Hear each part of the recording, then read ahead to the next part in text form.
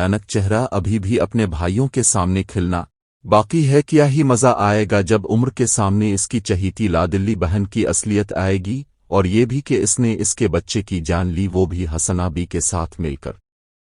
और हसना बी के साथ मिलकर इसने उधर में और भी शरपसंदी के काम किए, उधर परवेज भी सारे सबूत और गवाह इकट्ठे कर चुका होता है। कल की एपिसोड में जो कुछ भी दिखाया गया मैंने आपको एडवांस ये सब प्रेडिक्शन में बता दिया था, जिसने नहीं देखा तो वो मेरी कल की वीडियो देख ले। अब परवेज को बाबर का भी पता चल चुका है, तो सबसे पहले परवेज अपनी बहन आसिया तक पहुंचेगा, इसको और उसके बच्चे को अपने साथ अपने घर लेकर आएगा और हसना बी को अपने साथ ले आएगा, क्योंकि हसना बी ने आसिया और उसके बच्चे का बड़ा ख्याल रखा है।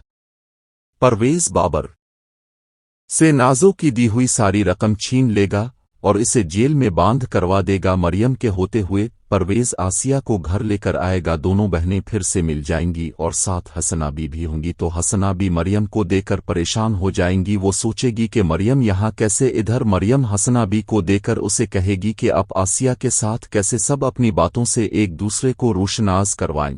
तभी हसना बी मरियम की आगे हाथ जोड़ेगी कि बीबी जी मुझे मुआफ कर दी। नाजो बीबी के कहने पर मैंने आपके साथ सब गलत किया। नाजो बीबी जितना अपने भाइयों से मोहब्बत करती हैं, इससे कहीं ज्यादा अपनी भाभियों से नफरत, इसलिए उन्होंने अपने हसद में आकर आपका बच्चा भी पैदा होने से पहले मार गिरा और अल्जम अब पर लगा दिया। तो परवेज कहता है हसना बी अपने इतना अरसा इस घर का नमक खाया, आपको एक बार भी मेरी बहन पर तरस नहीं आया, इस लड़ली की खातिर अपने ज़मीर को ही मार डाला। तो हसना बी शर्मिंदा होती है और कहती हैं कि मैंने गलती की, गलत का साथ दिया, मगर मैं अब अपनी गलती सदरना चाहती हूँ परवेज भाई। तो परवेज कहता है कि आप मेरे साथ खानजादा हाउस चल करिए, सारी सच्चाई अपने मुंह से बताएंगी। तो हसना भी कहती है हाँ मैं जरूर चलूंगी आपके साथ। उधर पता चलता है कि इसहाक साहिब को हार्ट अटैक आया है, तो परवेज मरियम को लेकर हॉस्पिटल पहुंचता है। डॉक्टर कहते हैं इसहाक साहिब की जल्द से जल्द सर्जरी करवानी पड़ेगी। खानजादा हाउस तो पहले भी कर्जों के बोशत्ता ले दब चुका था। इस बार उमर अपनी माँ से कहता है कि मरियम का जेवर आपके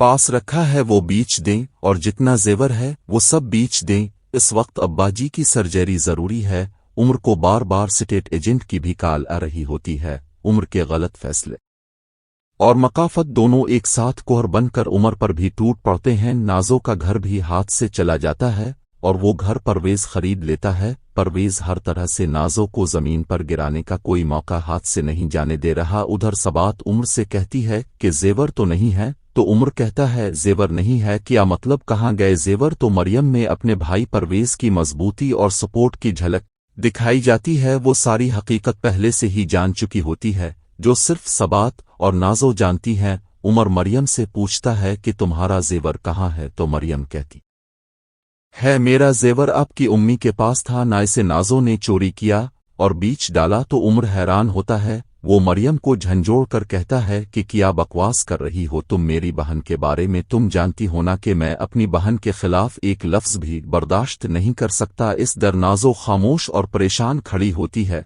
तो मरियम नाजो से कहती है बताओ नाजो अपने भाई को अब उसकी आंखों से अपनी झूठी और दो गिल्ली मोहब्बत की पट्टी उतार दो, जिस तरह अब्बाजी की आंखों से तुम्हारी लाद प्यार की पट्टी उतरी है और वो आज इस हालत को पहुंच गए हैं। नाजो खामोश खड़ी रोती रह जाती है, सुबह भी नाखून चबाते हुए खामोश खड़ी रहती है। तो उम्र को मरियम की बातों पर गुस्सा आता है। वो मरियम